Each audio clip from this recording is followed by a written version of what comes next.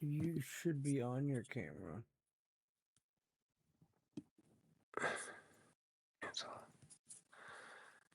No.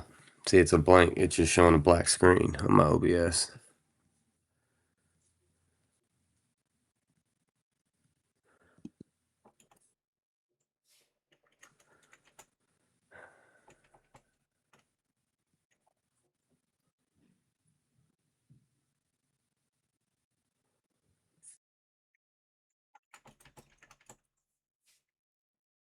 Yeah, let's see.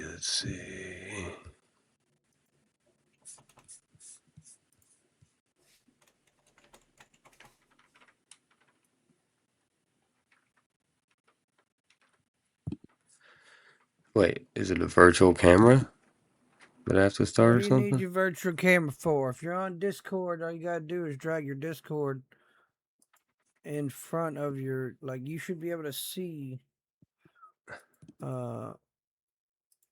OBS just runs in the background? No, I mean, what the fuck is this? Oh, I forgot I had that on TikTok.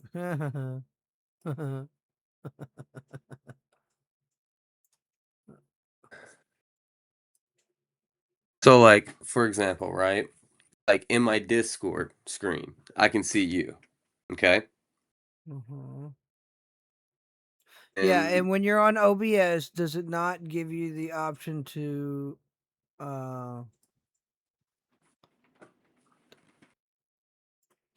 does it not give you like the option to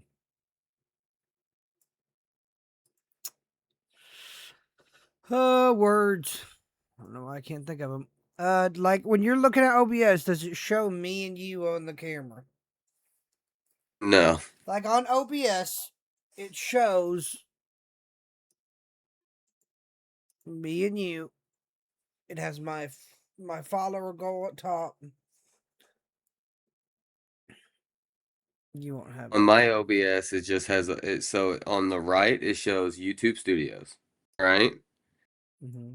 And then in the center it shows a black screen.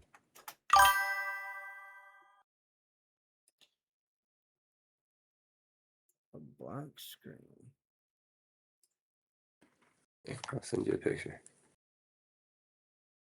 Actually, fuck it. I'll just do this. Wait.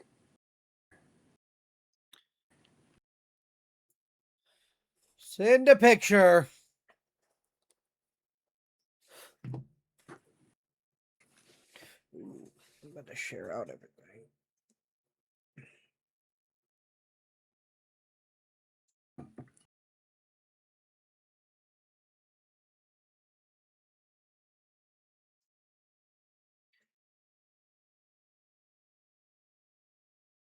Oh, it's so crumbled up. Oh, Lord have mercy.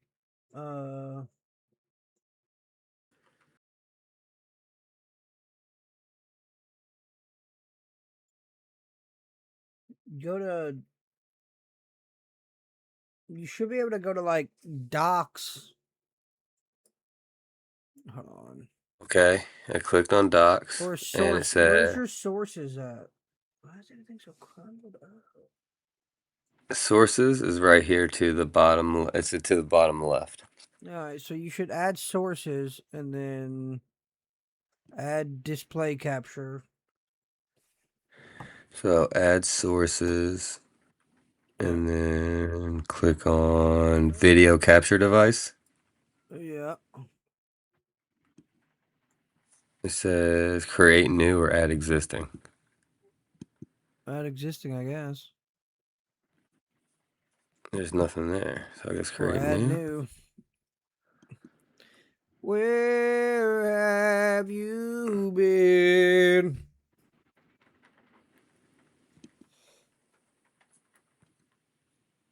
All All right. my Me. life. Oh wait. I didn't want that one.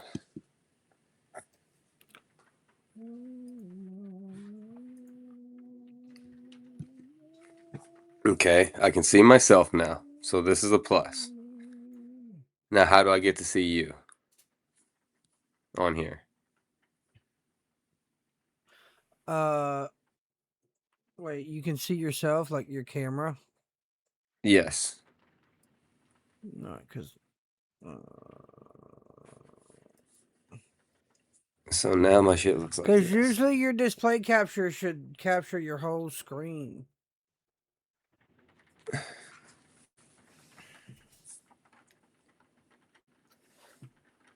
right, let's see.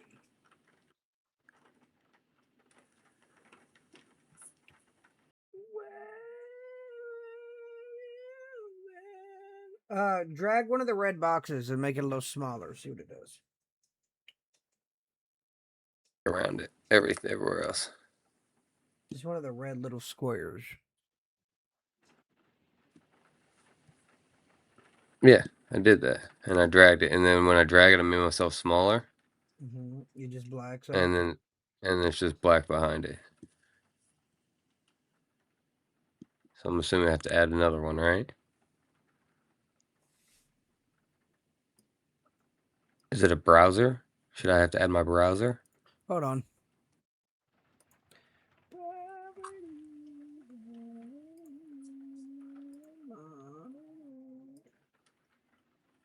Display capture, you said, right? Yeah, Oh, I did video capture. it's display capture. Because OBS would like to record the computers. Yes. yeah, display don't. So you won't be able to click off and like go to other things. By the way, unless you're okay with people seeing it. So just don't show anything like important. Like don't dox yourself. OBS may not be able to record this content of your screen until it is quit. Oh, okay, quit and reopen.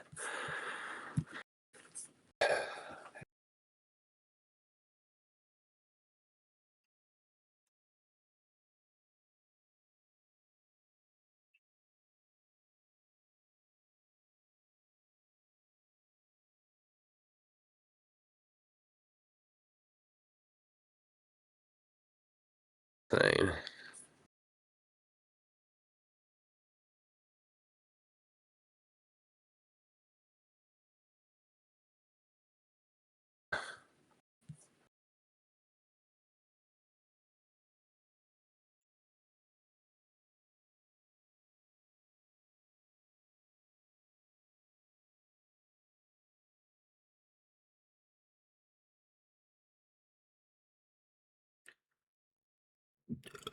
Okay. All right. Here I am.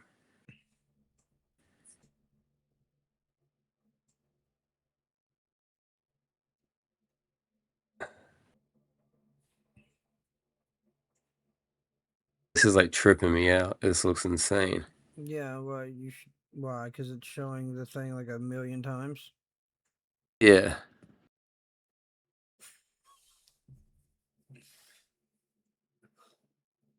All I'm trying to do is pull you on the fucking screen.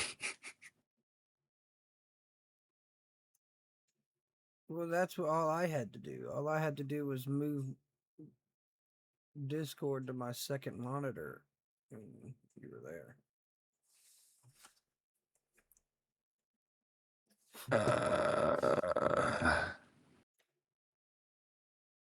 Is it because I don't have a second monitor? No.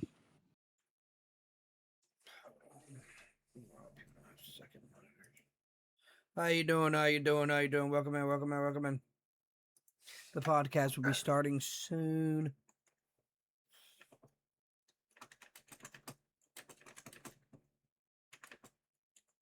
Whatever. So if I just hit start streaming, right, and then just pull you up, I should be good to go then, I right? don't know. What are you using?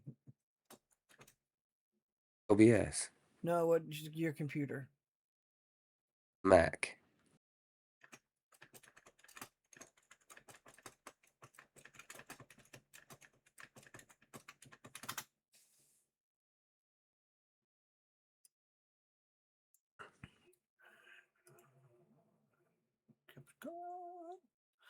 Oh, my laptop. Select add camera. Stop.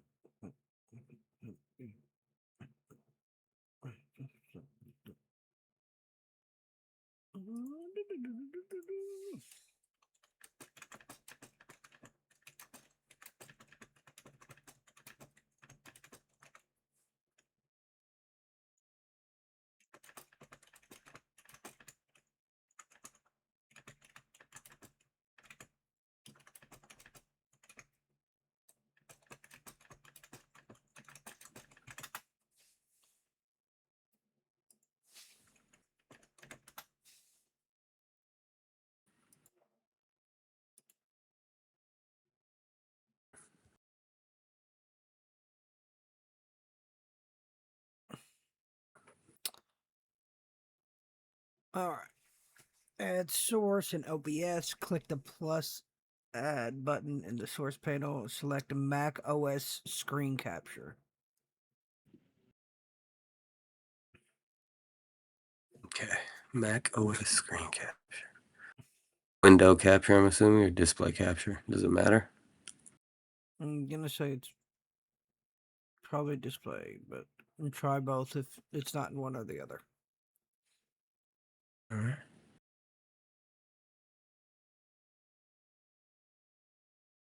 All right. So I should probably delete this one then, right? The other one. Good job. All right. Um,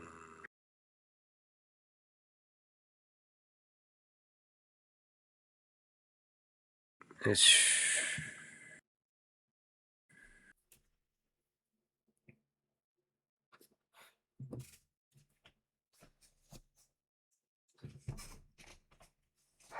so I'm guessing it must be the other one then.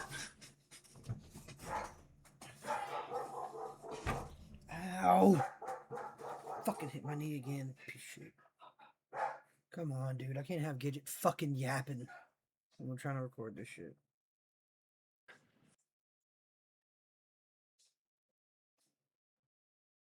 All right. Show windows with empty names.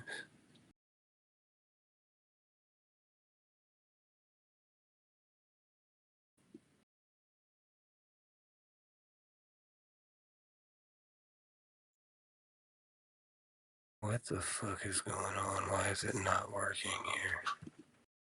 You not see it?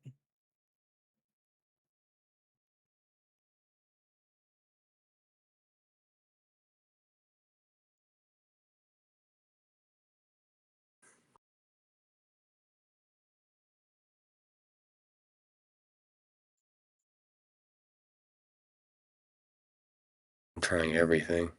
I even put it on fucking.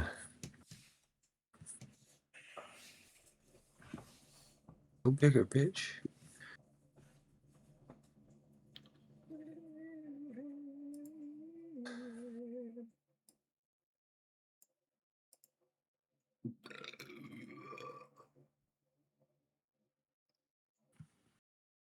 Dude, OBS is so much more difficult. It's like, what the fuck? I don't understand why it's not fucking working. Well, what it says Oh shit. Okay, to okay. capture your Here we go. Mm, Here we go. you get it? I gotta figure it out. I gotta fucking figure it out. Because it says to capture Discord call on OBS on Mac, use the native Mac OS screen capture source. This specifically lets you specify Discord window or application audio. Open the Mac system settings, private and security, screen recording, and ensure OBS is toggled on. Restart OBS if needed. Add source in OBS, which would be the Mac OS screen capture. Select window. Set the mode to window or application audio capture and choose Discord from the drop down menu. Well, it didn't give me a drop down menu, but You have the Discord on your screen now. yes. But now it just looks crazy. Now I just gotta figure out a way to make it where it's only your face and not the chat and everything. Well, you need to show your face as well. My face is on. My face is on my screen.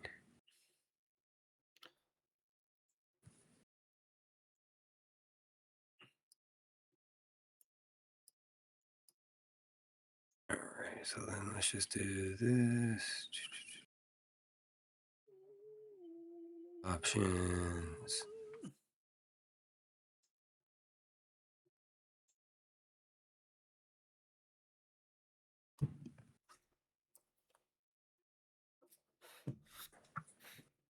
To be honest, I don't know if I want to stream this on TikTok because if I don't do it on TikTok, I could make it where I could have on YouTube like clips and things if we want to like talk about certain clips and like matches, and I could pull the matches up and show them. All right. I'm not doing TikTok. Fuck TikTok.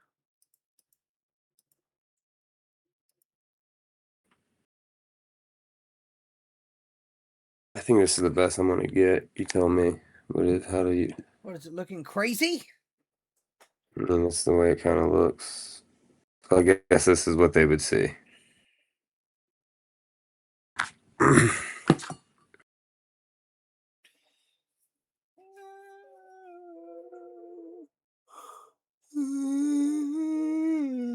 Oh, yes.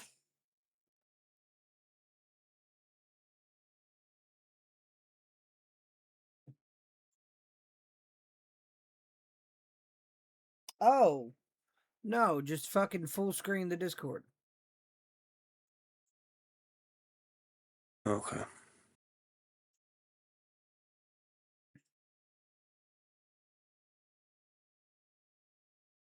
All right. Cool. So then all I have to do is just hit start, and then I'm good to go.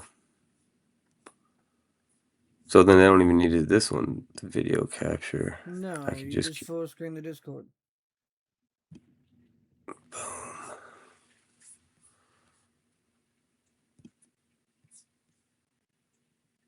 All right, you need to set up a broadcast before you can stream. Manage broadcast. Oh, I have to fucking do all that again. You fucking bitch.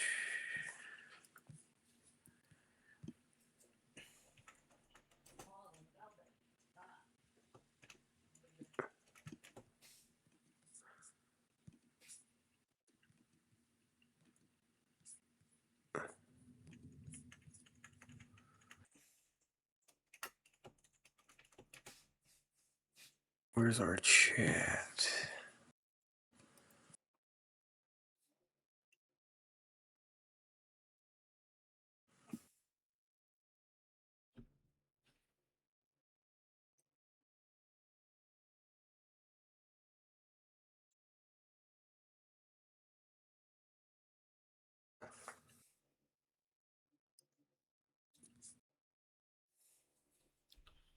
Where have you been?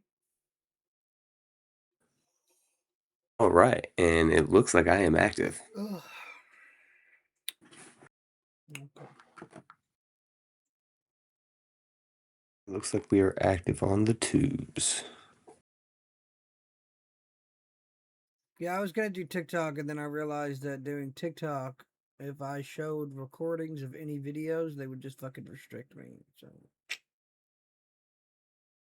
fuck that. All right, you're good. So are you live? Are we all live? Are we ready to Oh get yeah, going? I've been live. All right, all right, all right. Well, welcome in to episode 1 of our brand new podcast. This is Wrestling with the Family. I am the one and only, the Reeves family, TC, the man that everybody wants to be. My name is Hunter Reeves, and this is my brother, co-hosting with me. Go ahead and give me a little intro for yourself, Ira. Well, I don't know why he said he was the tribal chief, because clearly that would be me. Definitely not. But he could be the tribal chief. I am the one and only legend killer. Uh, you know, I take down narratives. These false narratives people have of me, and I make them into greatness. My name's Alex Reeves, by the way. This is episode 1 of the podcast. Thank you for joining in. All right, so again, this is Wrestling with the Family. So before we get going, jumping into Raw or SmackDown from this week, I'm gonna give you guys a little insight on who we are, right? Let you know that this shit runs deep in our family. Big wrestling head. So let's start off with Alex. Let me ask you, brother, man. What is your first wrestling memory? What is your first wrestling memory? Like the first one that comes to mind? Just the very first memory of wrestling that you had. So for me, for example, right? I will never forget. I was stupid little. So this is before you were even born. And I was in mom and dad's room, and Macho Man Randy Savage came out with he was in the NWO at the time, right? He had the black and the white lightning like shirt with the lightning hat, and the lightning freaking bandana, the whole nine, right? Miss Elizabeth on his arm, and he was like talking about fighting DDP, you know? He's like, "Oh, step to a Slim Jim," and the freaking and the Slim Jim truck and all that crap came out, dude. I will never forget. That's what hooked me right then and there. Like that became my idea of what a perfect I wrestler don't know. was. One of my first memories, funny or not, of wrestling is listening to the rootin' tootin', the old man, the showboatin', Dusty Rhodes coming out on that microphone, talking all crazy. I was I don't remember. I think I remember he did a promo with Paul Heyman.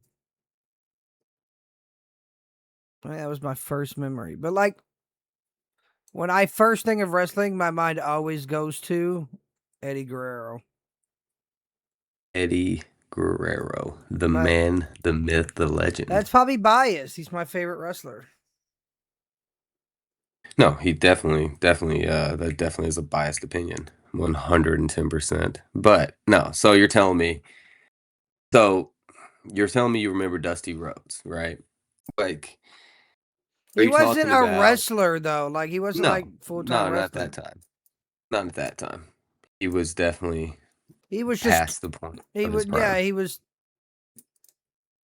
I don't know why he was there. I think he was talking about Cody. Was that the time when he was helping represent Dustin and Cody Rhodes? They were doing the whole thing with Stardust and No, Goldust. I was I no That that was later on, right? no, there was I mean he was kinda older, but this is when Cody's like just now kinda getting in.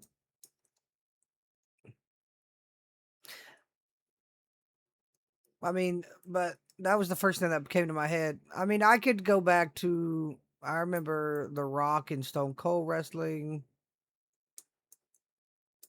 Uh, when Shawn Michaels and Triple H were still in their prime. Because Stone Cold was about not coming out of his prime, but like he was getting You old. you kind of got the tail end of the Stone Cold, right? Like you got him like a little more injury prone. Yeah, I just didn't. I thought he was Like very King of the Ring was well past by the time like like you were really William coming Regal was along. still a big part of WWE at the time. Eugene, Hmm. Big Vis. Like, I mean, which people don't even know who most of those people are now. Right. Hurricane. I mean, I had the whole wrestling set my in that closet back there. I gave it away, but No, for sure. For sure. I was talking to mom the other day and I was laughing because like somebody asked me, they were like, Hunter, like, what was your very first wrestling memory? You know, and for some reason, like the Stone Cold King of the Ring, like jumped into my head first, right? Um, then that happened in '94. I was a fucking baby, right? So I'm like, how the hell did I remember that? So I was talking to mom, I'm like, I don't know, for some reason, it's just such a vivid memory of me.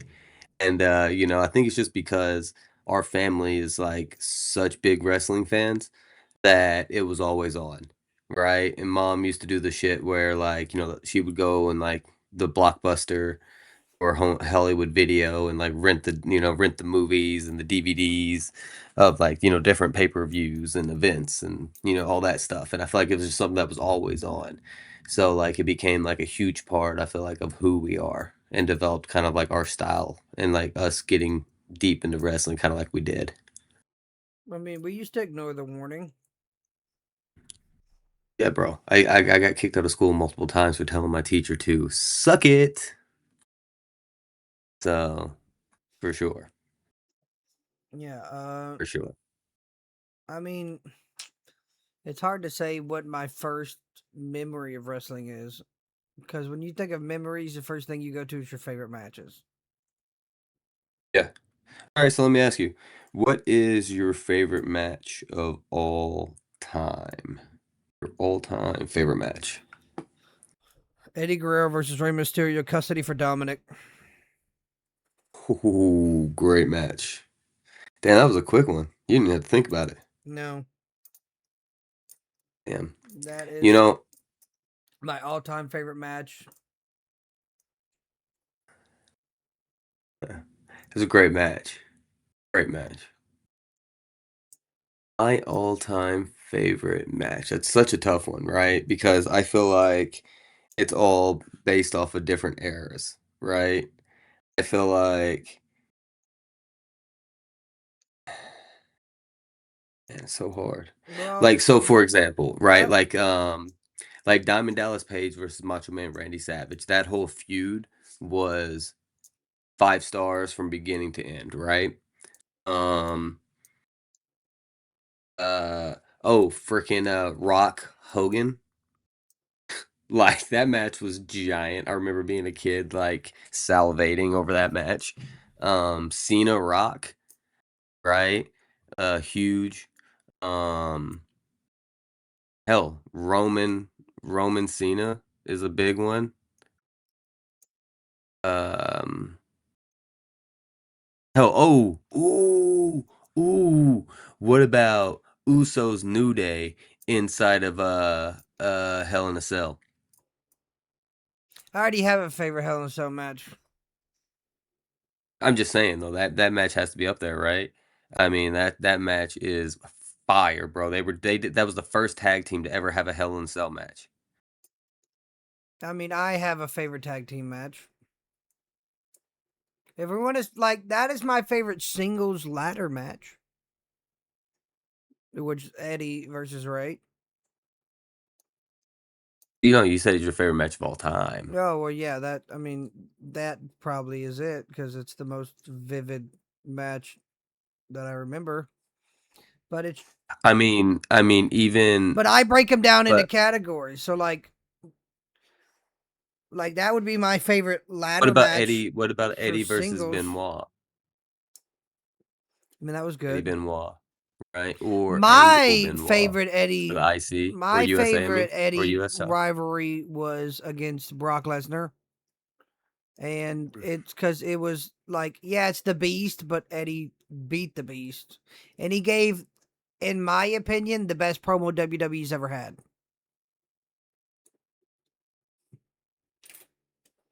Because it was so real. I mean, I could pull it up if we wanted to.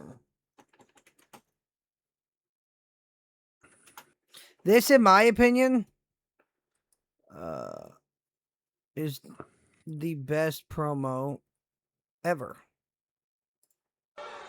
Eddie Guerrero. Can you hear this? Hold on. Can you see it? I can't see it or hear it. Hold on.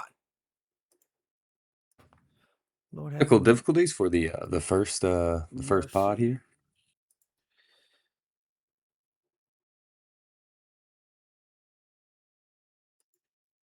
Yo, we don't have a yeet noise, bro. Long live On the, the long live the cheating, stealing. Yeah, facts. Viva la Rasta. I agree. I mean, just hands down that. Damn, they're gonna be able to hear it on my end. I just don't know if they're gonna hear it on your end. Hold on, I know how to do it. I just gotta remember how to do it. I fucking practiced this like a day ago, and now that I'm on the spot, I can't remember how to do it. All right, everybody, we will get better at this. Oh, here it is. You see that? Hey, I can see it. Yes, I can. I really hope you are addicted. This, in my opinion, is the Addicted to losing. best promo. Because this Sunday, at Hands No down. Way Out, you're gonna get your fix.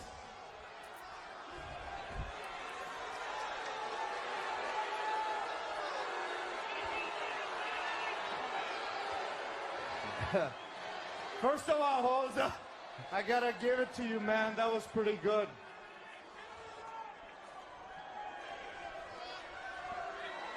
You wanna talk about addiction, listen? You wanna go down that road, vato loco? Pues órale ese. You know what, Holmes? We're going down that road.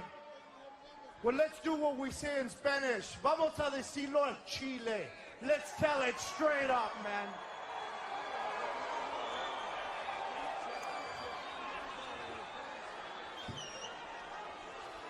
The truth is, Brock,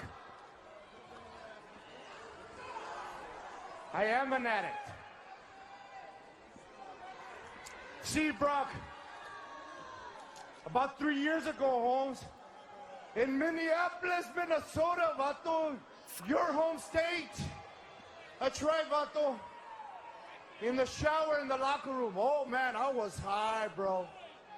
I was high, high, high.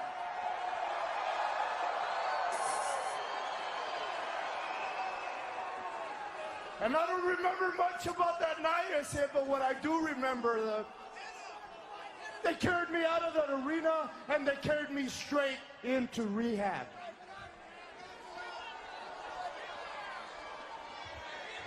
And see, they didn't do that. I did that to myself, vato. But that was just the beginning of it, because see, through all that time, bro, through all those 3 years, not only did I wind up losing my job, I lost my wife, I lost my kids, and I lost myself. I lost my spirit. I disgraced my race, I disgraced my family, and I disgraced myself. But you know what, Brock? I came to a point in my life, vato, I came to a point where it was do or die, Holmes. I had to make a decision. Do or die. And you know what I did? Because I'm here right now. Day by day, by the grace of God, I have earned my way back into this ring, man. Day by day, by the grace of God, I have earned the respect of my kids again. Day by day, I have earned my life back. And see, Holmes, when I stand across you... See, the reason this was such a great promo is just solely because of kind of really what Eddie was going through. The You know what I mean? emotion. That symbolizes for me. That's what I think I'm needs to be sorry. brought back. It's the emotion, That's my way. the realness. Of telling my family I'm sorry. That's my way of telling my kids. Oh, I'm for gonna sure. provide a better way of And then life it's for funny them. I'm when you gonna hear give them Brock life come that back they and hear wanted. him talk I'm gonna about it. give them a better education. How he was so close. He was close with Eddie. How he's trying to keep his composure during the promo. Yeah, bro, I am addicted. I'm addicted to Right. the high that I get from them.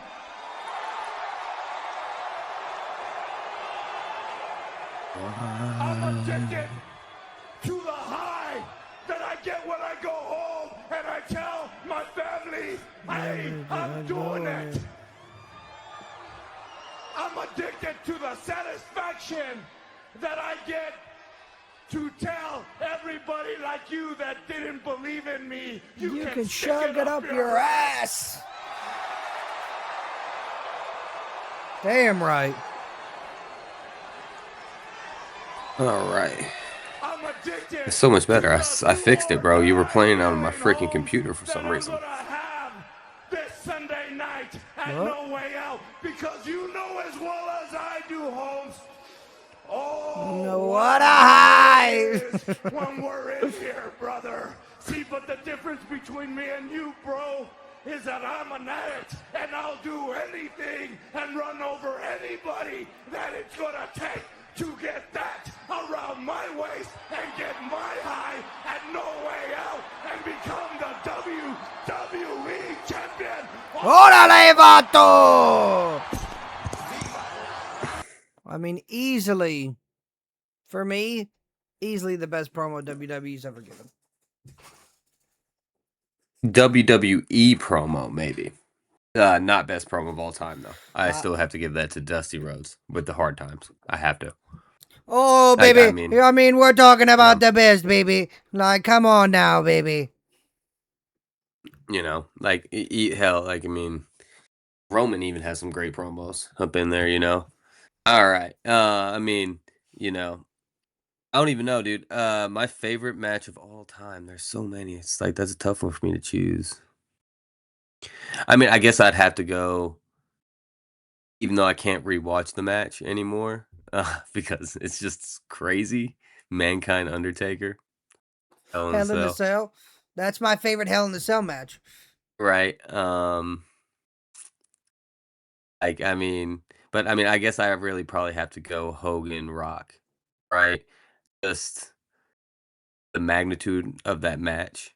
It was just kind of Hollywood Hulk Hogan versus Rock, and then like a double turn in it, and then Rock like rides off into Hollywood. Like, you know what I mean? Like, it's just perfect. It's so fucking perfect. You know, um, See, hands down. what makes me mad is I don't think uh certain superstars get the respect they deserve. And I'll be wrong, I like Stone Cold and Rock, but they weren't hype. Like, they were only hype for like 6 years compared to like John Cena, who did it for 20, Undertaker, who did it for 30, Randy Orton, who's still doing it. I mean, and then I have discussions all the time about like, hey, who's on your, like Hall of Fame? Like, Mount Rushmore. who's in your top 5? And I cannot bring myself to put Rock or Stone Cold in my top 5. They weren't relevant long enough. Because when I look at a top 5, I take the things you've done for the business, how long you were relevant. Your relevancy matters in WWE. It all matters about relevancy. The Rock is one of the most relevant wrestlers of all time and has continued even outside of the ring to stay relevant. Yeah, it's easy when you do So Hollywood. he 100% should be in the Mount Rushmore. Look at everything he Because did Batista from the is Nation. just as Hold on, relevant time out. outside. Look at everything he did from the Nation, right? Through his IC runs, through his world championship runs. He's iconic. Even held the tag team of him and Mankind, right? I mean, it's just you have to put him in the top, right? That's also like this again is probably recency bias, but Chris Jericho, right? In my opinion, it deserves to be on the Mount Rushmore, right? Think about how long he's stayed active for and relevant for under all the reinventions, right? I mean Taker, you want to put Taker in it, I mean, yeah, my Mount Rushmore goes John, Taker, Randy. Those are the top 3. Those are my top 3. And don't get me wrong, it teeters between John and Undertaker. But, like, I mean, for the one spot, but, like, just John Cena, So you're telling me you think John Cena had a better career than The Rock? Yes. Oh, yeah. The weight John Cena had to carry by himself for quite a while, the rivalries he had, the champion. How many people shut off impactful. wrestling though during his title run as QB1? Yeah, I mean, A lot. Yeah, A but lot. So I mean, a lot of people shut off during Rock too. That's an argument both ways. Nah, I mean that was still wrestling was the hottest it's ever been at that time. It's still, I mean, I both get it. I ways. get it. Cena had to carry it through the lows. I mean, he deserves to be in the Mount Rushmore, but I mean, I do believe that if you're going to put him there, but like you have to put The Rock there. Can't do it. I love The Rock. He's in my top 10. So let me ask you: would you put Roman over The Rock? Yes. Acknowledge. I would. And I would also put Shawn Michaels over The Rock. Hell yeah, bro. I was going to say Shawn Michaels. He's in my top And 2. funny enough, I don't care what anybody says, I'm putting Dolph Ziggler over The Rock. The most underrated talent that never got the push he deserved. But the skill... He never did. In the mid card, he might not have been the big star relevancy, but he was always in somewhere. He was always no, Alex, for your relevancy argument, that doesn't work though. No, it doesn't work. I mean, I put Dolph over The Rock. Just saying, with your relevancy Rock argument, that Dolph wouldn't work. Especially when it comes to wrestling, sometimes The Rock couldn't sell shit. What about Rick? Ric Flair? Hell yeah. Wheeling dealing. He's I don't know. I didn't really get to see Ric Flair in his prime. That's my biggest problem. And Rick was the man. Woo! That's my biggest issue is I didn't get to see Rick fully in his prime. He was more of an older man. Yeah, no, Rick is the shit. Rick is the shit. All right. Let's move on. Let's cover, we got a lot to cover, right? Just because we have Saturday night's main event tonight. So that's going to be coming on tonight at 8 p.m. Eastern time. So 7 p.m. your time, little bro, on Peacock. But we have to get through Monday Night Raw, Friday Night Smackdown. And if I can convince this man, I might touch a little bit on AEW, which is kind of crazy to me that you don't watch AEW based off the type of wrestling you like. But I'll get to that here in a little bit. I just don't care for AEW. Saying based on the type of wrestling you enjoy, I figured AEW would be right up your alley. But let's jump right into Monday Night Raw. So on Monday Night Raw, it started off, with a then, now, forever. Whole little title sequence, and then we get the show gets kicked off with Brock Lesnar and Paul Heyman. So Brock, kicks off the show with Paul swarmed by police officers. Which, before I go any further, why the fuck is Brock Lesnar need security? Why the fuck would a Brock Lesnar need security? I don't care if it's Oba Femi. I don't care if it's Jeffrey Dahmer, right? I don't care. Why the hell would Brock Lesnar need freaking security? Okay? So that pissed me off to kind of start off. Just to say, like, they did not start off the show on a good note for me. All right? What do you think of that? I mean, would you agree with that statement there? Or did you like the police coming out with them? Well, for me, I thought it was funny because it'd be the exact kind of mind game that Brock would play. So you liked it? You thought it was a good move? I thought it was funny. I mean, I don't see the part in it, but I don't like Oba Femi.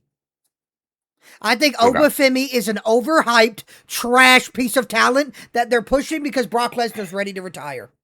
Sorry. It's a hard... Oba's good, dude. I don't like Oba. I don't like him. His moveset is terrible. It's trash. His mic skills are average as fuck. He sounds like Roman when Roman first started doing promos. They're terrible. But you like John Cena. Like what do you mean, bro? They have no. Don't ever their movesets are very they both have very limited movesets. Who is competing with you like the top 5 moves of you like the 5 moves of doom. Oba does not have the mic skill John will ever have. Not yet. We don't know. Oba's dope, I can't stand sick, Oba. Man. I can't He's stand a big Oba. man that moves. All right, I like Oba. He's super overhyped. He's overhyped. I think Oba's dope, and I think this match is going to prove it this weekend. And I think he'll have a short reign career, because as soon as Brock retired, he was like, "I'm going to do this open challenge." Well, that's a career killer right there. Because you can't just John did an open challenge. You can't just you know the biggest thing about Brock Lesnar. Kurt Angle. Brock Lesnar would actually lose to people. Oba will lose to people too. gets hit by a chair and doesn't react. That has to stop in the WWE. Dude, Getting did hit you? by a chair This is why and you not need to watch reacting. NXT. This is exactly why you No, need to watch getting NXT. hit by a chair in the WWE and not reacting because you think you're Billy Badass has to stop. It kills. No, when It kills you it. get hit in It the kills back it. by in the chair by a dude that looks like he's 120 pounds soaking wet, and you look like you're 310 pounds. Yeah, I mean, it probably would just kind of be able to shake that shit off. No, But because you know, you need to watch Jacob NXT because Fatu did you the would same see a lot shit. of shit. Jacob You'd Fatu see a got lot hit of by shit. somebody who was his size with a And chair, and shook that shit and off. that I don't like And that. shook that shit off. I don't like that. That ruins the immersion. Okay. Okay. Well, you're going on a tangent that has nothing to do with what we're talking about right now anyway. So, back to what I was saying. Right. I thought it was a bitch move that Brock had police officers because he's supposed to be one of the baddest men in the world, and you're Brock fucking Lesnar. And he's So, old. they come out, and Heyman immediately grabs the mic, and calls out Oba Femi for being obsessed with Brock Lesnar. Before admitting that the Beast Incarnate is obsessed with the Ruler and facing him inside of a Hell of a Cell. It is against that backdrop that the Advocate filed a restraining order against Oba Femi, hoping to protect his financial well-being ahead of SummerSlam. The reigning King of the Ring then shows up. So Oba showed up and he took out the police officers before yelling out to Brock, "You can't run from Oba Femi." And then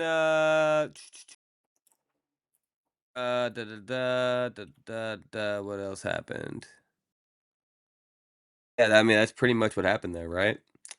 Oh yeah. Pretty much he made his point to Brock, like, hey man, you know, restraining orders and shit don't mean shit to me. You know, you're not gonna be able to hide from the ruler. Oba.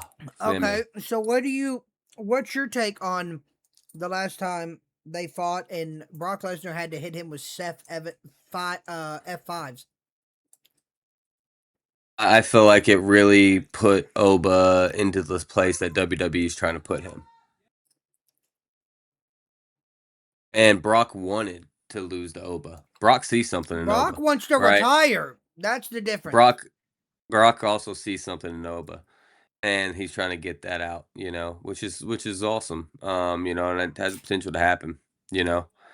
But you know, I think I feel like sometimes WWE gets in their own way, you know, by taking these guys and making them look like badasses, and then like doing stuff that like makes them look like sneveling heels. Like, you know what I mean? Like yeah, Brock's a heel, but like he's not a whining Seth Rollins heel, No, right? He's no. he's supposed to be a force. My problem is I feel like I feel like WWE over the years has just constantly kept diminishing finishers over and over and over and over. Right? Because back when we watched it, it was cool to most of the time when they kicked out, you kicked out of a signature. You know, they hit you with like a signature and like they would kick out. I remember for the longest time the stunner was like no one kicked out the stunner. Yeah. You know what I mean? But like seven F5s? That's ridiculous. I mean, but he didn't kick out of all 7 though, right? Because like well, some of them came after the fact. Oh no, yeah, But but I you mean, know, but he but kicked out after it's 3. Like that's crazy. I mean, yeah, but then Brock also fucking kicked out of Oba's finisher twice as well, right? I think it's just big meaty men slapping meat. That's a crazy take. Wow. It's just a big meaty man match, bro. Slapping meat. That's a They're crazy doing take. exactly what's happening. Big meaty men slapping meat. But I don't want no more squash matches. I need what I need in order for Oba to prove himself. I need him to He's got to wrestle longer. Well, dude, they were about And to no do more that with squash the king of matches. the king of the ring shit, and it was working. Every match he was put on was great. You know what I'm saying? Leading up to the king of the ring, he wins the fucking king of the ring. He's about to do this whole thing, proving his point. You know what I mean? And then Brock comes back, and then the WWE's like, "Hold on, we need our skirt." Like, you know what I'm saying? We're not done. We're not done squeezing the juice and squeezing the money dry out of Brock. Just squeezing it, right? No matter if he wants to be here or not. Like, yeah, he did his job. He put Oba over. It's what he wanted to do. It's what we wanted him to do. Thank you. Right? But why are we dragging this man Because back? He was done. they had no direction to take Oba. That's what it is. And that's all. That's their fucking fault, right? It's not Oba's fault. Doesn't mean Oba's any less, right? And that's because that's why they keep throwing him fucking these bullshit squash matches, right? Oh, by the way, fucking this episode of Raw, fucking trailer and the for Big Cass to come back. Yeet! I'm telling you, bro. Fucking Enzo and Big Cass SAWFT Soft is going to be coming back to the WWE, baby. Tag team division needs it. The tag team division needs it. But right after the whole Brock Oba stuff, we then got Io Sky versus Roxanne Perez. This match was actually fire. I love EO. She's so good. Bro, Roxanne was wrestling with a different like move, like attitude, right? It was like everything was a lot more hard hitting. She was like laying things in more, like she was really leaning into being a heel for the first time ever. And I hope she continues to go that way, because her heel work mixed with like Liv Morgan and what they're doing with Raquel, I think could be huge, especially kind of with the new stuff coming on with Fatal Attraction, and all these women groups kind of coming up. I think, you know, they kind of need Roxanne to step into that. But you know, so we got Roxanne versus Io. And then Io ended up winning, despite all of the interference coming from Judgment Day throughout the match. But as soon as it was over, Io was then jumped by Liv Morgan. You know, and they just kind of to continue the feud, right? Uh, but I did think it was kind of crazy how they did kind of injure Sky's left knee. You know, which To and set then her you up know to Morgan lose. which completely set her up to lose. But then, you know, when Morgan kept trying to interfere, ended up leading to a roll up counter for the roll up win for Io. Then again, like I said, it ended up in a 3-on-1 beatdown on Io up until till Sol Ruka comes out to try to make the save. And then Raquel Rodriguez slammed Sol Ruka so fucking hard against the outside turnbuckle metal part or whatever the hell it is now, right? To the point her head, bro, think like it like like whipped off, and then she was on the ground and didn't move for the rest of the segment. Uh, like it was, she got fucked up, right? So slammed her into the ring post. And then Raquel jumped right back in the ring. Just, you know, joined Morgan along with the rest along with Roxanne, you know, to kind of finish beating up Io and then prove that they stayed on top. So my problem is I like where Roxanne's at right now, but WWE is trying to push her out of the Judgment Day.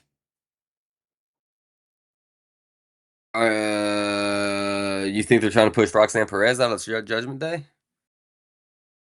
What makes you Over say these that? last couple weeks, where she's always been the problem, we've seen it before. The same thing happened when Rhea was in. I mean, true. And Damian Priest. They all like. It's always Roxanne's fault at the end of the day. Yeah. And they're pushing. I think she has a foot out the door already. I mean, this wasn't her fault for the loss, though. I mean, like, she could spin this easily, right? Because she did have Io rolled up for the 1-2-3, but Liv was on the apron, right? Had the ref distracted, that costed Roxanne a win. Roxanne had the knee injured. Well, Liv had the knee injured, but Roxanne capitalized, had her rolled up. I like Roxanne. I've always I been a like the fan of fact. Roxanne. I really hope though, like, cause like I've always liked her as well, right? But I really, really hope that she keeps this new move set because it's just like a little more vicious. You know what I mean? Just And like it I've fits her. always liked Io, but I see a problem happening among the Judgment Day with Roxanne, with Raquel and Liv. Yeah. That's my thing, but I just don't see the Judgment Day lasting very much longer. I just can't see that group holding together. I feel like WWE's also been dropping the ball with Raquel. Ever since she changed her moveset and kind of became Big Mommy Sexy, right? That whole thing that she's doing, where she's kind of like ripping off of Kevin Nash's character, right? It's great. It's fantastic.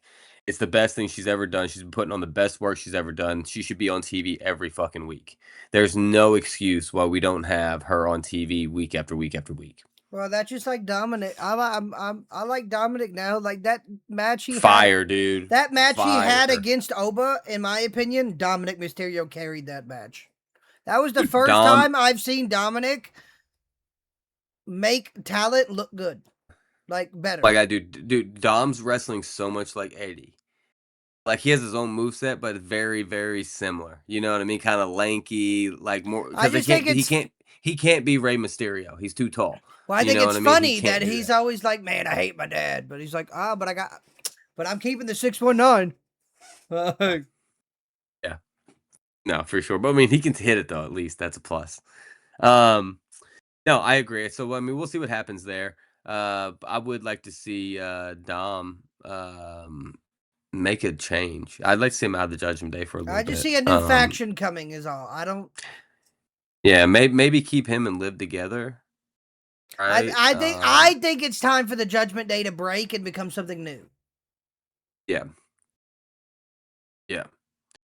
So following that crazy hecticness of the Judgment Day, standing unified at the end, surprisingly enough, even though Raquel's face was kind of like I mean Roxanne's face was kind of like, you know what I'm saying? Like what the fuck is going on, right? Um And then either that or she was looking towards Sol Ruka like, yo, are you alive, bitch? Because you came out, tried to pull a move, and Raquel slammed you so hard, I haven't seen you move, right? I think So she are was you alive afraid over she there? injured her. Another injury. Rhea, please come back. I know you got that injury, but don't return too soon. Take your time. Get healthy. Come back. We miss you. For sure. But next we get the Vision. The Vision comes out to cut the promo without Paul Heyman. So it comes out Braun, Austin, along with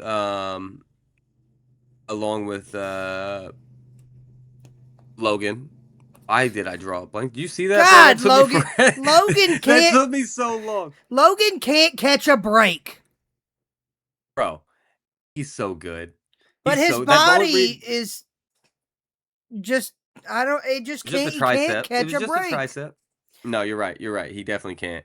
But he comes out as the new mouthpiece of the Vision, right? I love. They kind of yeah, I love that too. It works perfectly.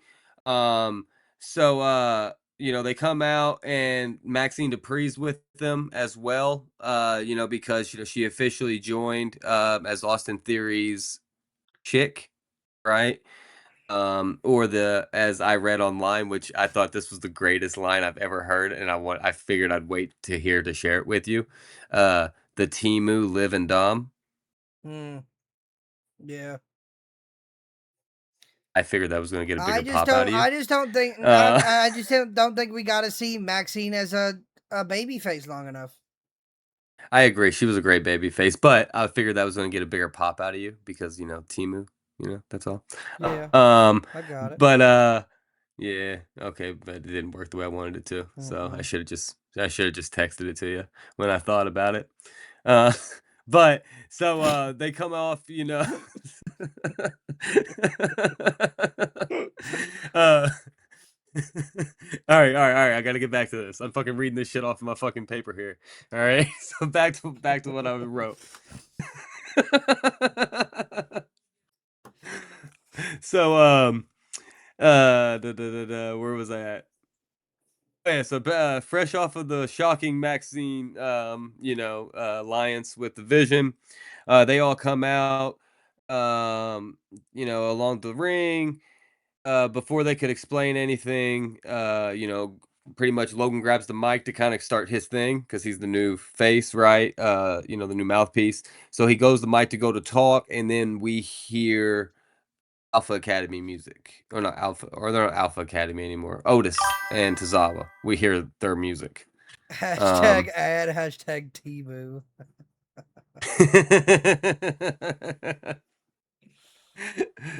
But so they come out kind of, all slow, walking up, getting to the ring. They ask Maxine, "Hey, can we talk?" And then Otis kind of confesses his feelings for Maxine.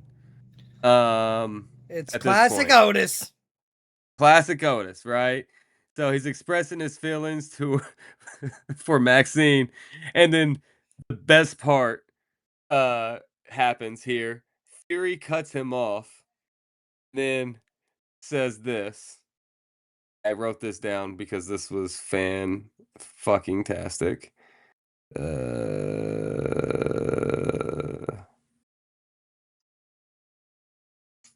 What the hell is it, dude? Did I send it to you? Where did I send it to? Mom. I don't know. But then he starts going on this tangent. You're fat. You're fat. You're musty. You're ugly. You're dusty. Did I say fat? Right? This whole tangent on Otis, pretty much dissing him. I have something to say to you.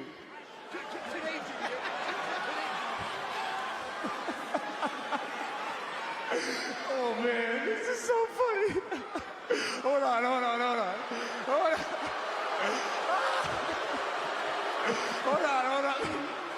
Rod. The best mic work Austin Theory's ever done, by the way. Boys, come on. Are you confessing your feelings for Maxine? Is that what he's... What is this, a fairy tale? What world are you living in, dude? I mean, look at you. Seriously.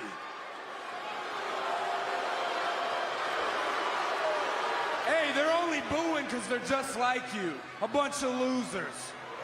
Look, doesn't matter. People Cheap like pop. you don't end up with people like her. All right? So, let's get something straight here, buddy. She's with me now. So keep your fat, disgusting, musty, crusty. Did I say fat?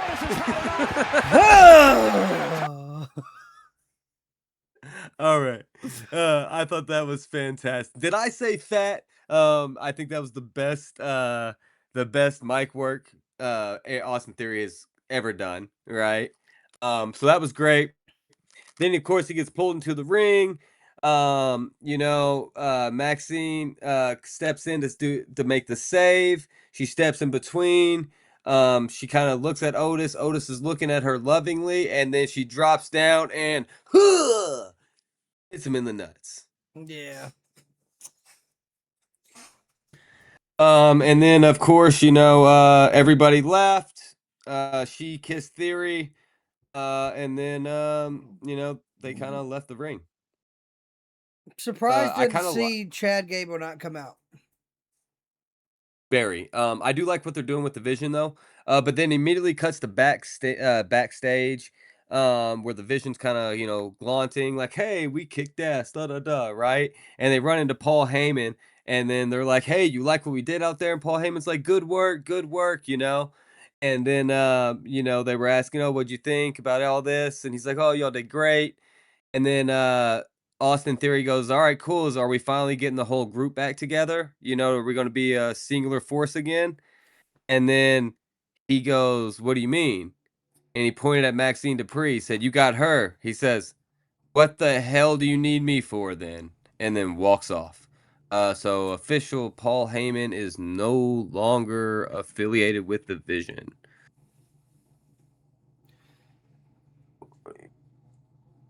Thank you. Very, Thank you. very. Hello, background people. Very interesting take though by Paul, because he must be in talks with representing somebody else right now. Yeah.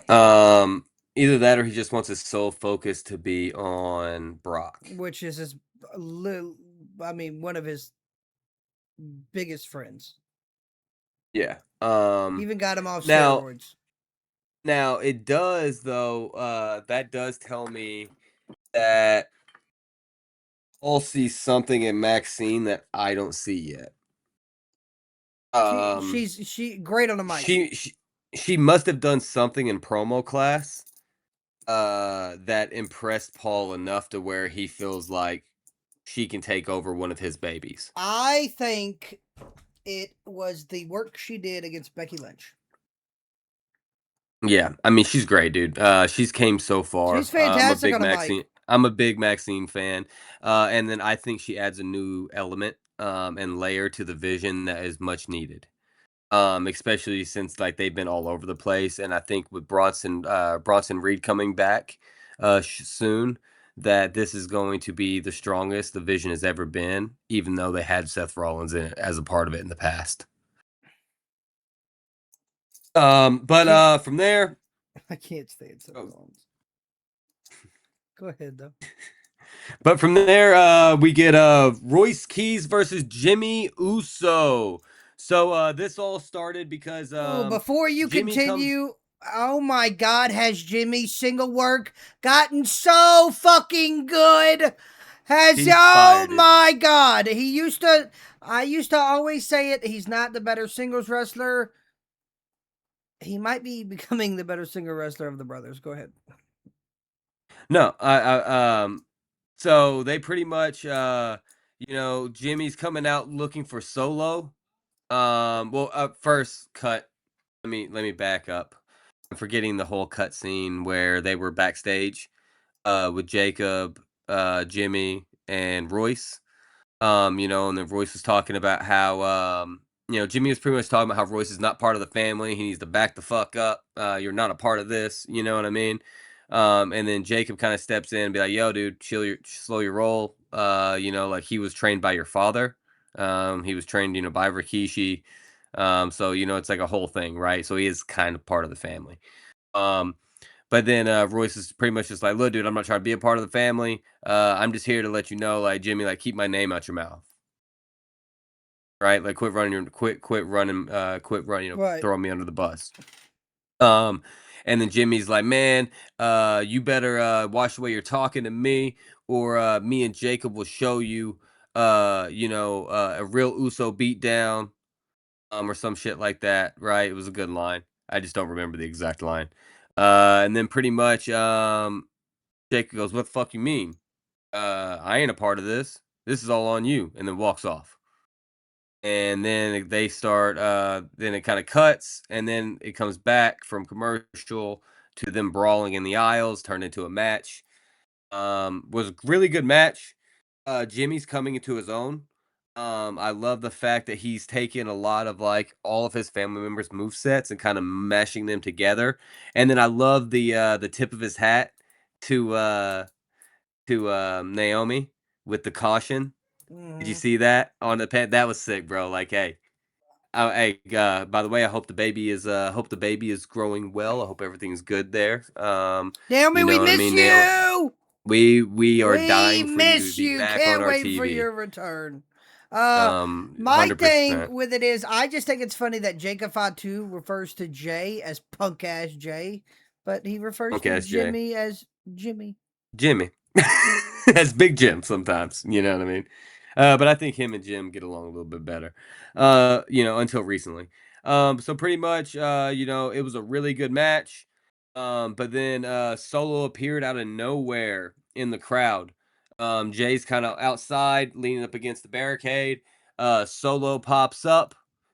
So Jay does his eyes do like, and then Solo's like, yeah, with the spike, you know what I'm saying? And then he goes to spike him, but then Royce stops that. Or no, I'm sorry, but then Jacob stopped that. Kind of started a brawl. Everything was kind of going there. Then finally, LA Knight comes out, and then starts fighting with Jacob and the Usos, and the match was disqualified. Was thrown out. Pretty much. Then what happened next? Yeah. So pretty much it just kind of like, Knight came to Solo and Royce's side, kind of fought off, the Usos and Jacob, and then aligned himself with Solo and Royce. What do you think of that move? Do you think this is an official heel turn by LA Knight, or would you call this I'm tired of seeing something LA else? Knight bitch on my TV.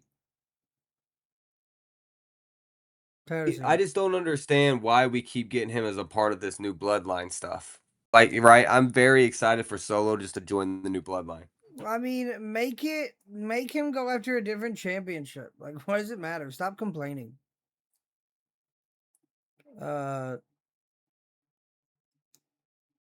He is good though. I Yeah. like LA Knight. I like his catchphrase. Oh, so Simple. by the way, they also say Royce Keys technically won for an Uso disqualification. Royce Keys isn't someone I particularly follow, so I'm not gonna comment about him because he didn't impress me.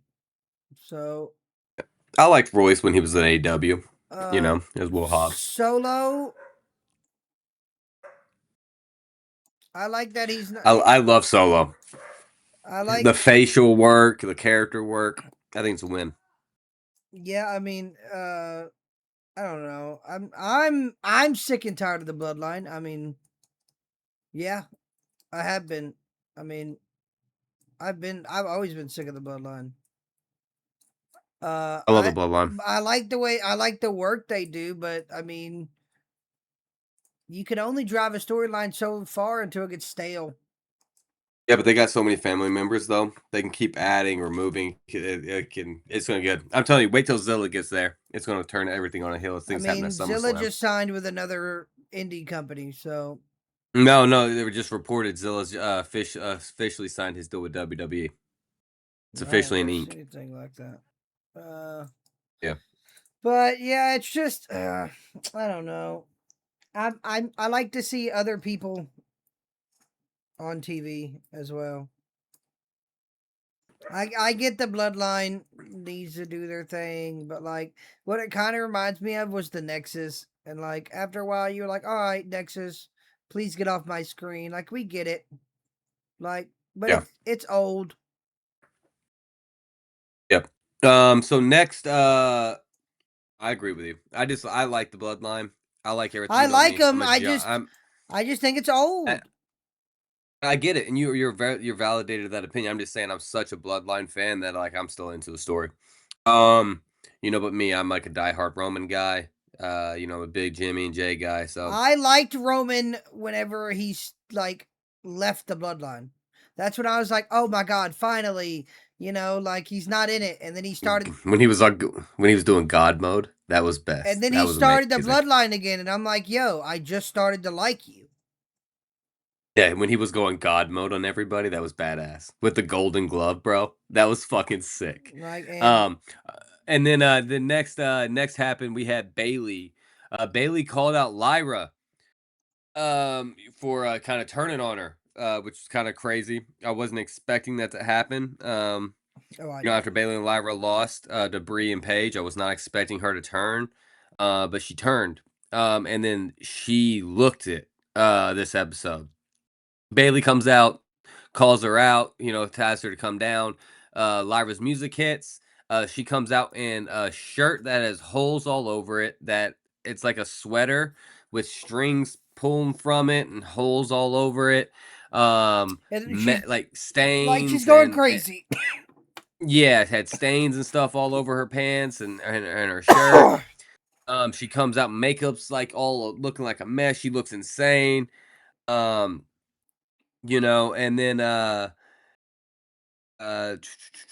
and then she pretty much insulted Bailey.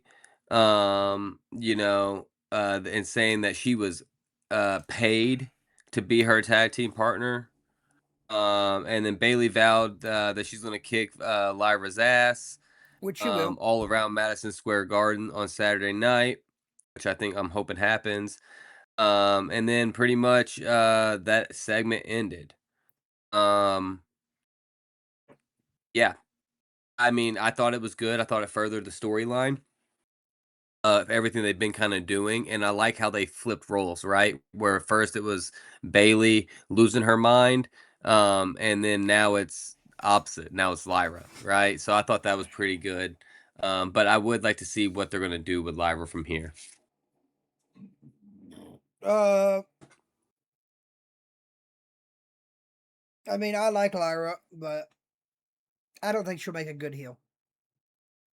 Yeah. I don't think she will. We'll see. We have yet to see it. So, and then next we get the #1 contenders gauntlet match. This was sick. First out we got Dominic Mysterio. Dom comes out in second, followed by Joe Hendry. Can't stand Um, Joe Hendry is so fucking boring. Don't get me wrong, like his fucking thing is cool, but you can't tell me Joe Hendry is an exciting wrestler. I like Joe, bro. I'm into the character. He's such a character. But like that's the difference between me and you. I love character work. I really love like those strong characters. Like you don't have to be a great wrestler. Like I love Danhausen. Right, not a I good can't wrestler, stand but I mean Danhausen. He's his character in work's my unbelievable. opinion, he's not even funny. I love him. I love him. But so we get Dominic Mysterio first versus Joe Hendry. And Dominic inches out Joe to kind of make it past the first round. I don't think it should have been as close of a fight that it was. No, I mean they had to make Joe. They had to keep Joe looking good. You know what I mean? Oh wait, wasn't what's his name? JD. He was also out at ringside. I meant to mention that as well because he did some slight interference with Joe, but not much. Right. So Mysterio ended up beating Hendry. And then we get Evans. Javon Evans comes out. Alex's favorite wrestler right now. Right now, yes. Yeah, I know. I have some complaints. But I'm more of a Jacob Fatu guy. Yeah. So Javon comes out. Him and Dom are kind of going back and forth. But one thing. Why the freak or why the fuck did Javon look so damn small? He made Dom look like he was like Dominic been in the gym. Yeah. Did you notice that? The side by side? And I think that's exactly the moment I texted you. I like Javon. My exact words. End quote. I like Javon. But he needs to gain like 100 pounds. He not just that, he's going to have to add some moves to his arsenal. We get it. Oh, I said that, yeah. We get it. You can do the high flying games stuff that you see on the video games. Cool. Yeah, that's cool. Yeah. But if you no, he needs to add a move set and he needs to get bigger. He's too damn small. He's not believable enough. Like unless he's doing some flying through the air, he's not believable enough. Yeah, we get you're a high flyer, but you gotta change it up. And now he's wearing grills. Yeah. Yeah. But Javon did a great job though overcoming the Judgment Day interference. And then ended up defeating Mysterio. I personally think Dom should have won that match. Yeah, as well. because I think I don't like who won the match. Well, we're not there yet, so don't saying. no spoilers. I'm just saying. So, so next, after Dom gets eliminated, they go to beat up Javon for a second, you know what I mean? They get, I think it was like 1 or 2 punches landed, but then the ref did a pretty good job of splitting them up. Then Dragon Lee comes down. And then they do that bullshit where they shake hands in the middle, like we're not in a gauntlet match to try to like we're not going for a championship, right? Kind of makes me mad, right? I get it, you both are good guys, but you know, it is what it is. But then Dragon Lee, is puts on a damn good match. He actually almost won, but then Javon pulls that one out as well. That match, I feel like Javon should have won that one, right? Oh no, I don't think they're doing anything with Dragon Lee. That's my problem. Dragon Lee's so good though. So good. But you know who he reminds me of? Remember Lindsay Dorada, the dude that had the panda mask back in the day that used to do the crazy things on the ropes all the time, where he's like bouncing between the ropes and all that shit. He was so good too. Never got any credit. So then Javon wins again, which it should have been Mysterio. 3 wins for Mysterio in a row, in my opinion. But again, I don't work for WWE. Unless you guys want to pay me, my bank account is open. Me too. and then we get Rusev. Rusev comes out. And fucks Javon Evans' world up. Pretty fast, actually. Destroys Javon. I like what they've done to Rusev. So good, bro. The big brawling brute just don't care, you know what I'm saying? So that was great. Rusev came out, beat Javon. And then Gable comes out. Gable came out. Him and Rusev have this great back and forth match going on, kind of the David versus Goliath thing. Rusev is about to win, and then Gable pulls out some of his luchador moves that he learned from when he was El Grande Americano, and then ends up pulling out the win to beat Rusev. And then as soon as he beats Rusev, Page immediately runs down because they are tag team partners, and then they try to like jump Gable. God, are they pushing him down our throats? Lord have mercy. I love Ethan Page as well. Ego baby. But he comes out, and then Gable ends up with an impressive match. Couple suplexes later, he defeats All Ego Ethan Page to become our number 1 contender to the WWE Championship. No, I'm sorry. For Penta's Championship, so the or what is it? Is it the Intercontinental? Intercontinental. Yeah, it's for the Intercontinental. So yeah, that's going to be a great match. Penta versus Gable. Both studs in the ring, and I think it's going to be one hell of a match. I think Gable will win. I'd like to see that. Then next we get the vignette for the 6'8", and you can't teach that, Big Kaz. Saying he's coming back on 8/3.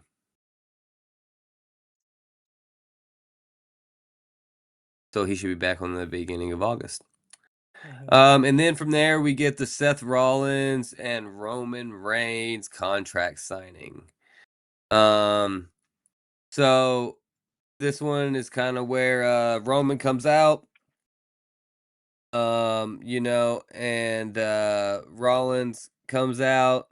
Rollins is kind of acting like the sneveling heel, not really doing, you know what I'm saying? Like, I don't know. I'm just not a fan of this character, right? Then he's like, and then Roman says this, which I thought was cold. There are some certainties in life: death, taxes, and that Seth Rollins.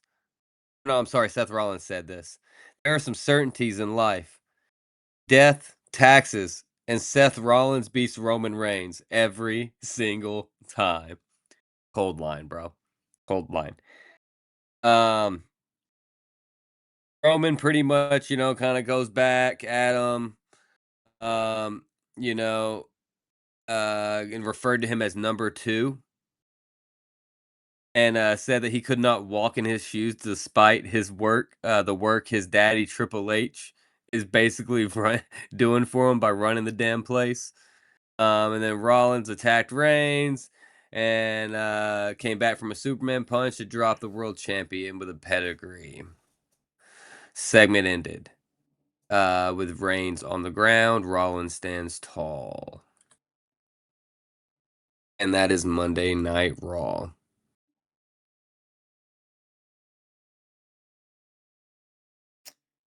I really don't have much to say about that. I just don't. I will never be a Seth Rollins fan. I'm hoping that Roman beats Rollins. He needs to, right? Because if he doesn't, it's going to be one of those things kind of like, oh, well, Roman was never able to beat Rollins. You know what I'm saying? And I think Roman's a way Well, better they did wrestler. the same thing to Io in the when she won Queen of the Ring. Oh, Io's never beat Liv anytime they faced, so you knew Io was gonna win. Yeah. Yeah. So that was Raw. I mean, altogether, I think it was a pretty solid episode, right?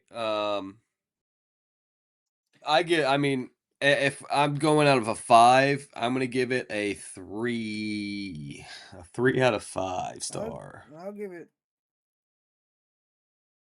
like a 2.5.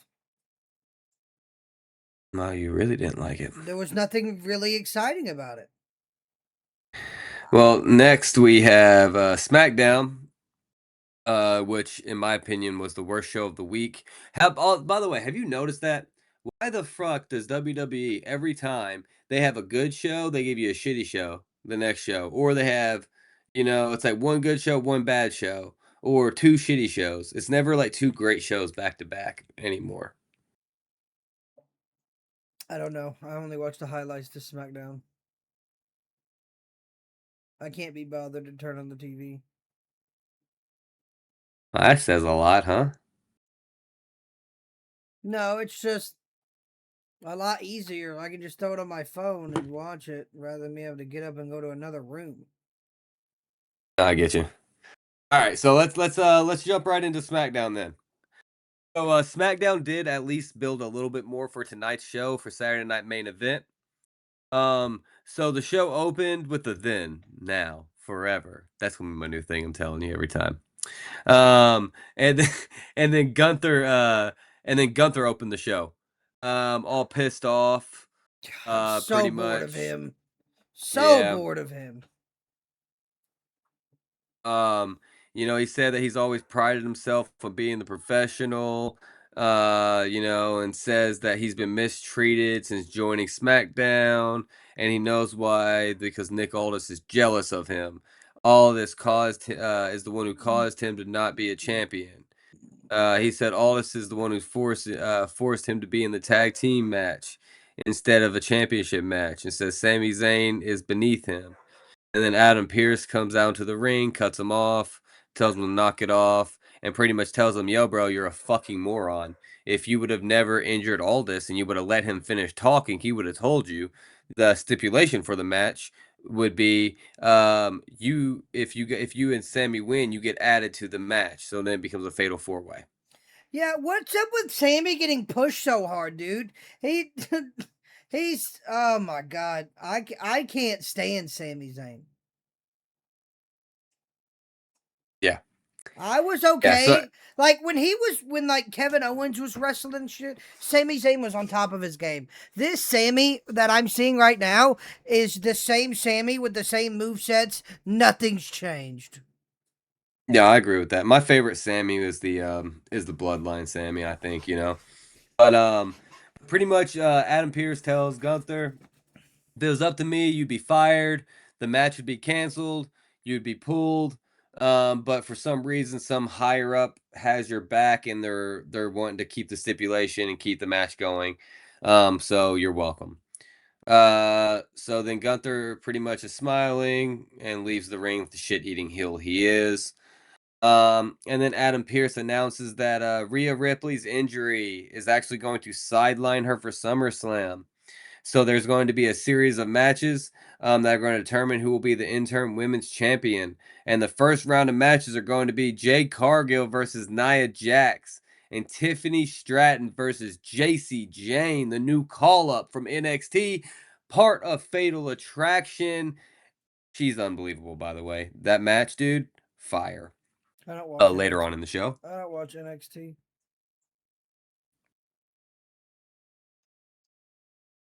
If it's not the main Oh, shows, I just don't watch them. oh, they're all on SmackDown now, so you don't have to watch it anymore. But I've seen JC Jane wrestle. Aren't you good? Yeah, she's really good. So then, why is all my stuff going all over the place? All right, so then we finally get some action. And then we get Finn Balor versus Tala Tonga, which was a great match. The Tongans are trying to prove what they're trying to do what the elders told them to, which is put their past behind them, which they were unable to do because Finn Balor was able to defeat Tala Tonga for the win. Which is okay, so this is gonna bring back a point right here that I mentioned at the very beginning of the podcast. The bigger guys have to lose sometimes. Brock Lesnar did it with Eddie and plenty of other wrestlers. Big Show has done it. Mark Henry has done it. Oba has to do it. You gotta make them lose. You can't keep people perfect. That was my biggest takeaway with Roman as well. For a while, he was this perfect guy. And then he lost a couple of times. You're like, finally. Okay. You gotta have it where people lose, grow, come back, win. That's fine. If you lose and come back, you grow from it, you win, maybe your moveset's improved, your mic skill improved. You know what I'm saying? But like loss builds WWE suspense. Like, also, I'm sorry, I forgot to say right before that segment, during the Gunther segment, Cody comes out, picks a fight with Gunther, yeah. and then now they have they're set up for the main event of the show. Sorry about that. But like I meant to mention that. back in the thing, it's like when Cody was trying to beat Roman, right? Cody just kept losing and losing and losing, right? So when it came down to WrestleMania, you just kind of figured, all right, Cody's going to win this time. Now, if it would have been Roman wins, Cody wins, Roman wins, Cody barely loses, or Roman barely loses, if you flip flop it, now you're like, oh shit, oh, who's gonna win? You're on like the Roxanne Eos match, right? The whole time you're watching it, you're like, oh my god, Roxanne might beat Io. Whoa, hold on, we've never seen this. Yeah, that Roxanne was a great before. match. Yeah. But you have to it just builds the character better. No, I agree. So Tala Tonga ended up losing, which is good, but I think they're actually building a Bullet Club inside of WWE. I love that though. That Finn Yeah, 'cause Balor Finn win Balor- was not expected. No, I wasn't expecting to beat Tala Tonga, especially with Tama Tonga being on the sidelines, right? Yeah. So that was interesting. So I think they might be reforming the Bullet Club, but in WWE, which I think would be sick, right? But then next we get Tiffany Stratton in the first round of the interim women's championship ladder match for to see who's going to be in it for SummerSlam. We get Tiffany Stratton versus JC Jane. So this is JC Jane's first time on wrestling on WWE television other than a Royal Rumble spot for a lot of WWE fans. So this is people's first time getting to see Fatal Attraction and then the rock star JC Jane. Yeah, and then she put on a great fucking match with Tiffany Stratton. Tiffany barely squeaked out the win, kind of used her veteran prowess I guess, right? To beat JC Jane. But I can tell you one thing. JC Jane looked amazing in that match. And if WWE doesn't strap a rocket to her back and shoot her to the moon, which she does with that Gigi Allen shit, like with the rock star hat, like you know what I'm saying? She looks like a superstar. She looks like somebody who should be in the main title picture tomorrow. And I hate to say it, I love Tiffany to death. I didn't want Tiffany to win that match. Yeah, me neither. You know, I love Tiffy time. I love Tiffany to death, but JC carried Tiffany throughout that entire match. You know what I mean? And it was proven. You know, I think JC Jane proved that she is a superstar, and I don't think she's a superstar in the making. I think she's a superstar of the now that deserves to be pushed. I did not want Tiffany Stratton to win that match. But I am excited to see what they're going to be doing with Fatal Attraction kind of going forward. You know, hopefully the rest of Fatal Attraction kind of can live up to what JC Jane just did on live television. But the reason why I didn't want to see, I think I might have a different reason why I didn't want her to win though. I don't want to see her pursue this championship again. I don't want. Why you think you need some time with her without the belt? Yeah. I don't want to see Jade Cargill get the championship again. I didn't want to see Nia Jax. We have too much talent backstage in the women's division because, in my opinion, the women are better than the men. We have too. I mean, right now, sure. We have too much talent in the women's division to keep giving us the same champions over and over and over. Don't get me wrong. I understand why they put Rhea back on because it was a while since we seen a Rhea hold that championship. Which I was fully down for, but she got hurt. That's okay. She'll come back in due time. We might get another Rhea rivalry, which Rhea always elevates the person she's wrestling against. Like Jade. I can't stand Jade. I think she's really stiff. She's a really stiff wrestler. She's getting more smooth, but she's very stiff. Well, speaking of Jade, that was the next match up. We get the second match in the qualifiers. And we get Jade Cargill versus Nia Jax. Where Jade wins by disqualification after interference with Charlotte Flair. And earned her way into the ladder match. Yeah, but what are we doing here? Like, honestly, you're not telling me the writers put together Jade and Nia Jax and was like, man, this is going to be a good match. People would love to see that. Their styles don't work together. No. So, like, they needed Charlotte to interfere. Yeah. It's not. I mean, Charlotte's a draw, and I hate to say it, both of those are not. Yeah, like it's just. I mean, I don't understand what we're doing with the writing there. Like that's just not a good matchup. Now, I wouldn't mind seeing Charlotte Flair win that belt. Me neither. I think it's about time the Queen has some gold around her waist. That's not the tag team gold, you know. Like she deserves a belt. Yeah, I like the Queen, bro. She's always going to be my queen, the queen of the WWE for sure. And then we get the return of the War Raiders. Oh my God, yeah. Bro, they returned not at the Viking Experience, not as the Viking Raiders, not as whatever other bullshit name that they had, but they returned as the motherfucking War Raiders, right? And they came out looking like Viking warriors with the crazy hair, and then they defeated Fraxium, which I'm not a fan of Fraxium anyway, but they put them boys in the dirt. Right, and I love seeing the War Raiders back, bro. Getting to see big 350-pound Ivar do the moonsault from the top rope. Oh my God, it's so good. And like the cartwheels to get out of the way of stuff and everything that he does. He is too big to be that athletic.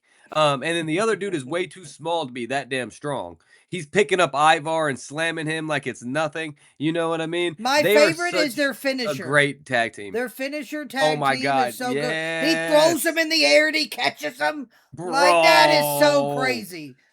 Bro, it looks so good. But they are back. They defeated Frag Team, and they told every tag team in WWE, AAA, NXT, anywhere that has gold, watch out because the War Raiders are coming.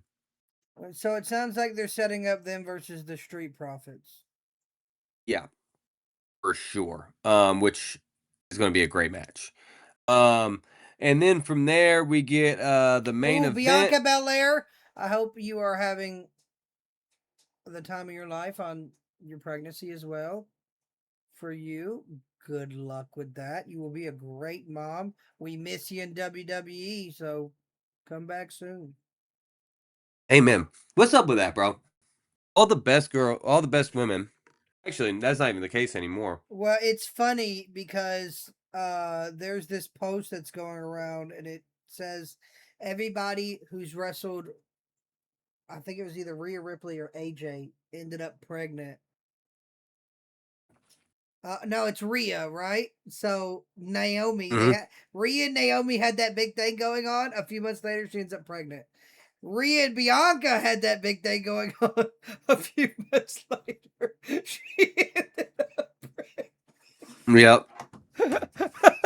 Then Naomi. So it's Rhea Ripley is giving people baby fever. It all started with Becky. Damn it, Becky! Why you always bring your baby backstage? Fucking up the whole roster. No, I'm just playing. No, we love that. We love that. We love that WWE now gives the women an opportunity to have a family, right? Outside of that, without having to worry about losing their jobs. So that's unbelievable.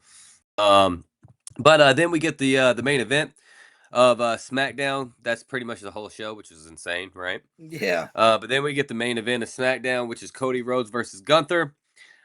Which is kind of Cody is, going after Gunther, kind of wrestling outside of his normal style. Gunther gets him down, hits his knee up against the turnbuckle, or the ring post. Hurts his knee for a second, and then Sammy comes out to interfere. Sammy comes out, starts fucking with Cody. Then CM Punk comes out to take out Sammy, and then this whole match gets thrown out as no contest, and that is and then the SmackDown ended with a brawl. That is one person I did not want to see return. CM Punk. Can't. Nope, I'm tired of him. I don't get me wrong. I love that he wrestled every week. I do love that. That is great.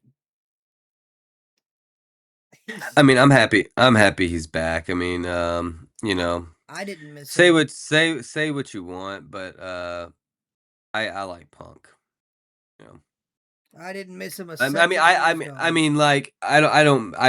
not a giant Punk fan like other people, but I think Punk.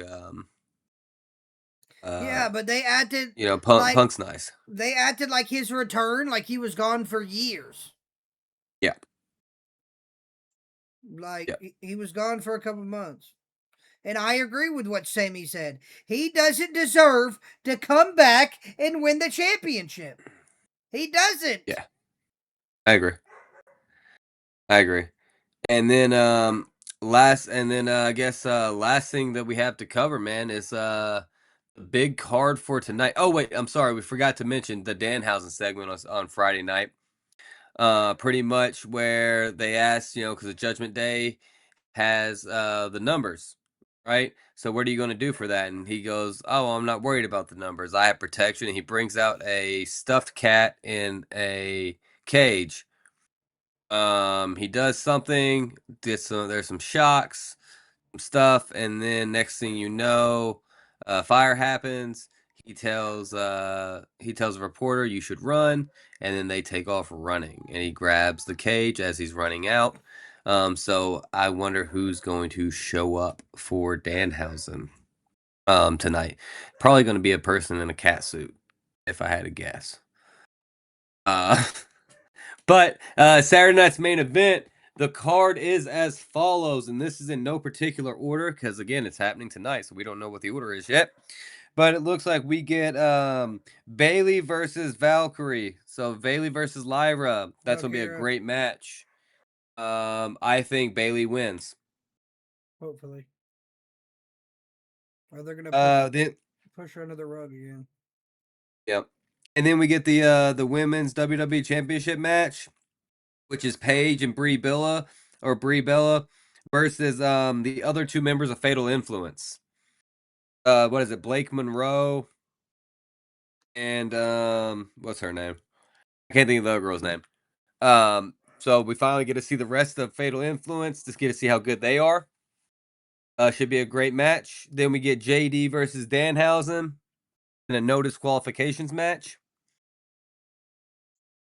We get Roman Reigns and Jalen Brunson are doing something together. And then the main event is going to be Cody Rhodes and CM Punk versus Gunther and Sami Zayn.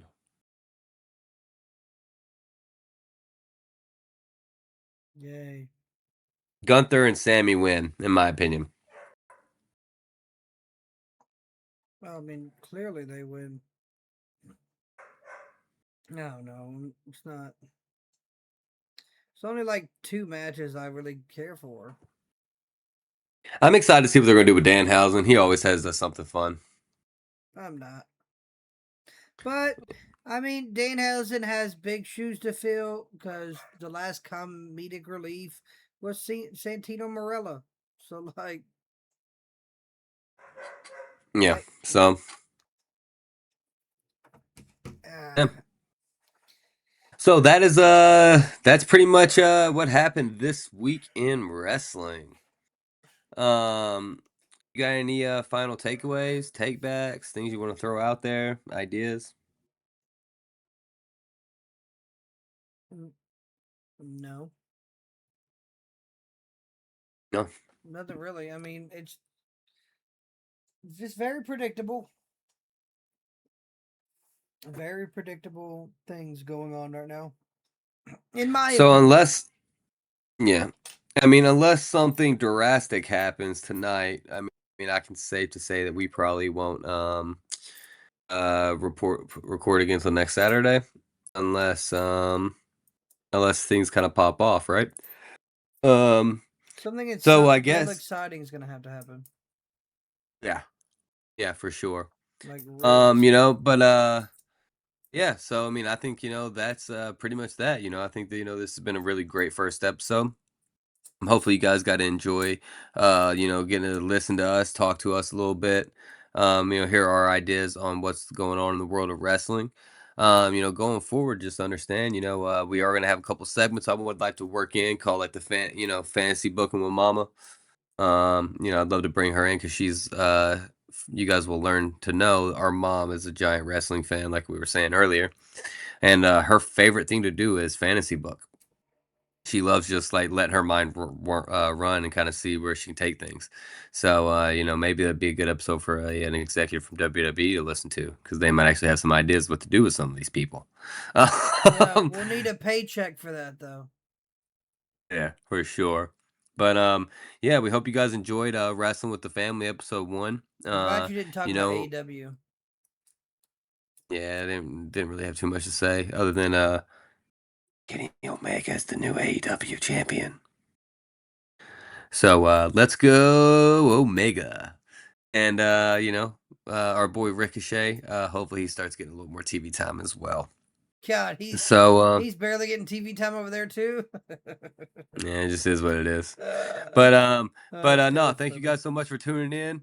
Hit the like, subscribe. Again, I am the OTC of the Reeves clan, the tribal chief, the man you want to be, Hunter Reeves. Feel free to follow me on TikTok at Coach Reeves Official, Instagram at that guy Hunter Reeves.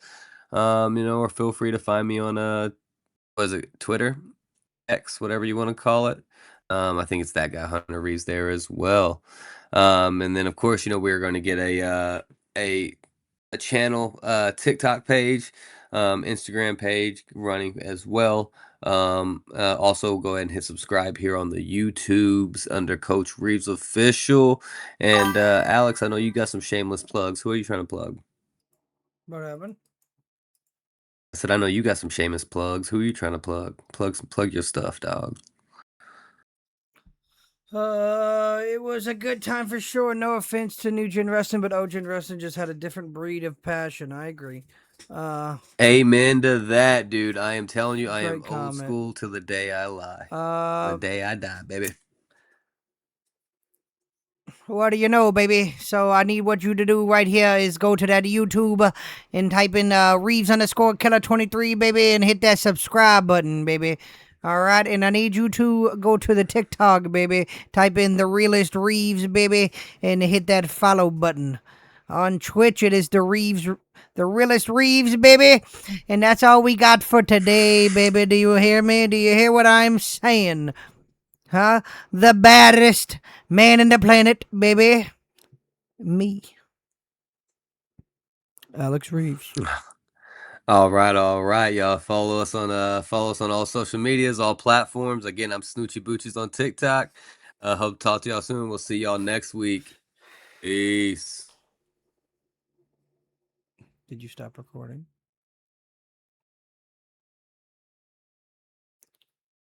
Yes, I did. All right, baby. I'm going to end my stream now, baby. You can still see him.